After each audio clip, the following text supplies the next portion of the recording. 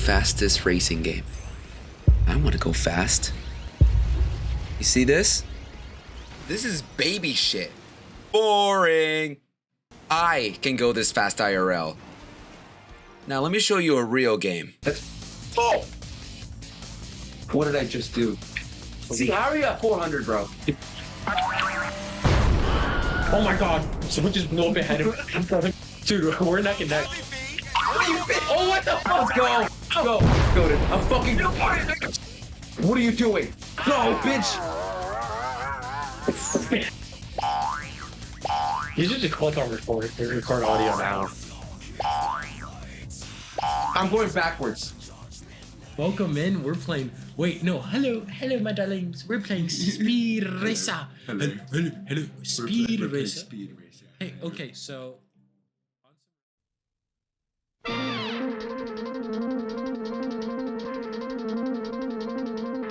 Beginning in 1965 as a manga created by Tetsuo Yoshida, originally known as Mach Go Go Go, followed the tales of a young boy named James Speed Racer that was born in a family business of racers and is driven to compete in the same races that murked his older brother. Later adapted into an anime in 1967 by Tatsunoko Productions, I guess they only have one.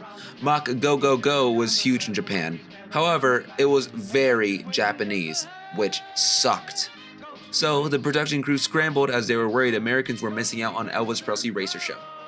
So Peter Fernandez was brought in not only to voice act, but to also co-write the script to Americanize it.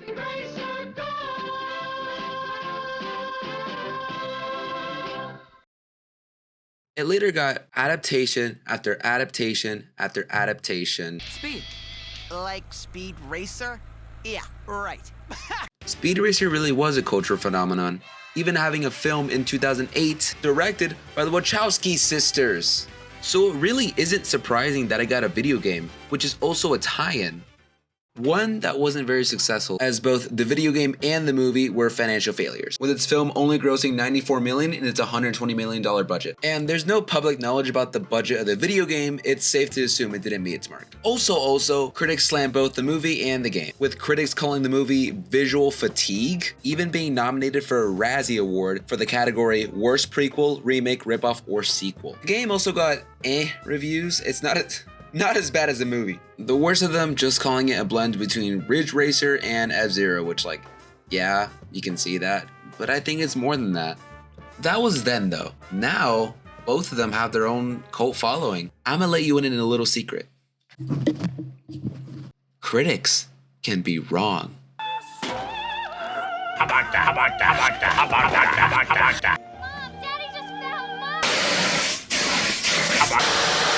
Now, the movie's only recognized as being ahead of its time. And justifiably so, that shit's fucking awesome.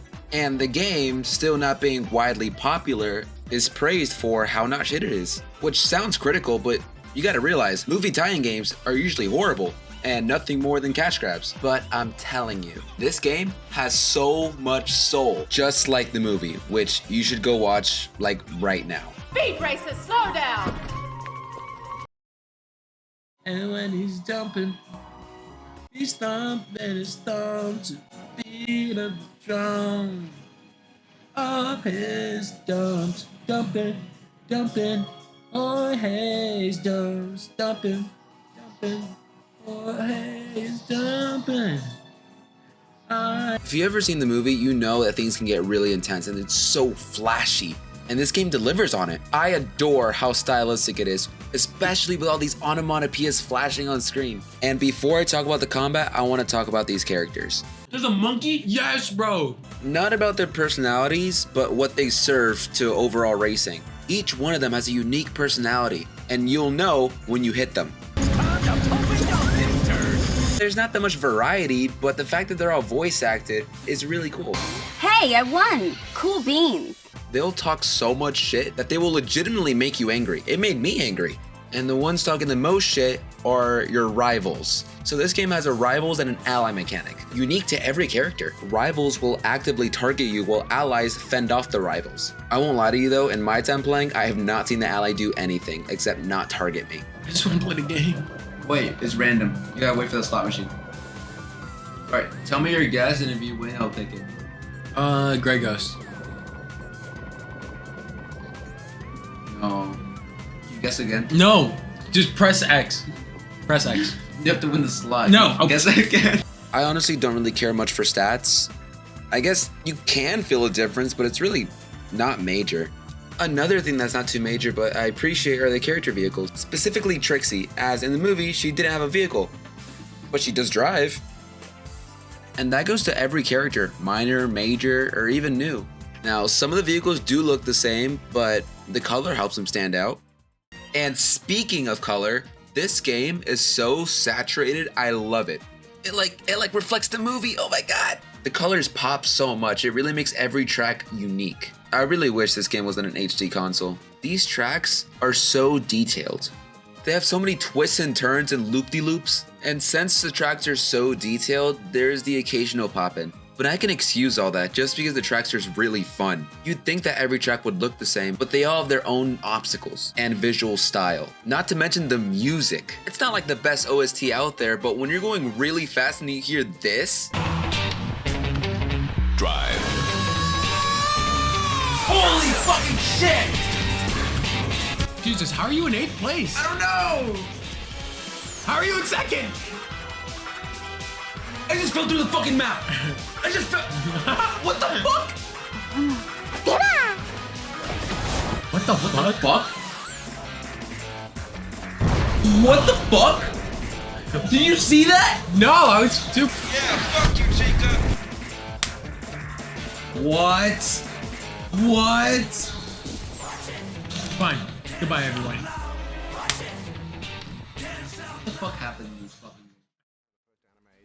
That really took off in the States. And one of the key ideas that they had was the racing. They had this idea within the racing that they wanted a form of stunt racing, they called it initially, which was some mix of skateboarding, extreme sports, and Formula One, NASCAR almost. Just all of those combined into a multinational hyper event that would take place during the movie. Obviously, it's not the only combat racer, but the way they do it is really smart. This mechanic is called Car-Fu. Basically, Speed Racer throws out conventional driving, like not falling off the track, in exchange for you jumping on people. It's still possible for you to fall off, but the game will try its hardest not to let that happen. But the catch is that sometimes you'll hurt yourself. Car-Fu isn't the most in-depth mechanic out there, but it's really satisfying to pull off. Fuck you, bitch! What the? You came out of nowhere! With square and circle allowing you to shunt left and right, and X allowing you to spin, which is your main form of attack, unless you want to jump on people. In that case, you flick your analog stick literally any direction. It's honestly fucking hilarious when that happens. But yeah, I think it adds a really interesting dynamic to racing. And just because the game's helping you not to fall off doesn't mean that you shouldn't pay attention to the tracks, as hitting the edges will slow you down.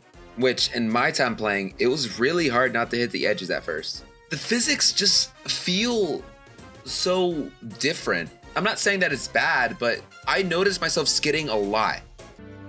Boy, I saw the universe, I saw the universe, I saw the universe. Stop skidding, you fuck, stop fucking skidding, I swear to God.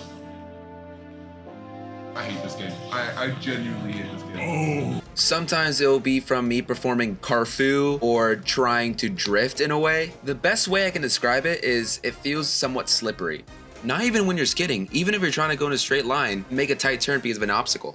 Most games you'll feel some sort of resistance, but here it feels almost floaty. I think it fits for Speed Racer though, as when you're going really fast, you can barely control your car. Which yeah, is frustrating, but it's really funny to look back on. I'm telling you, this game has everything. Great track design, the character, Car-Fu. So yeah, play it.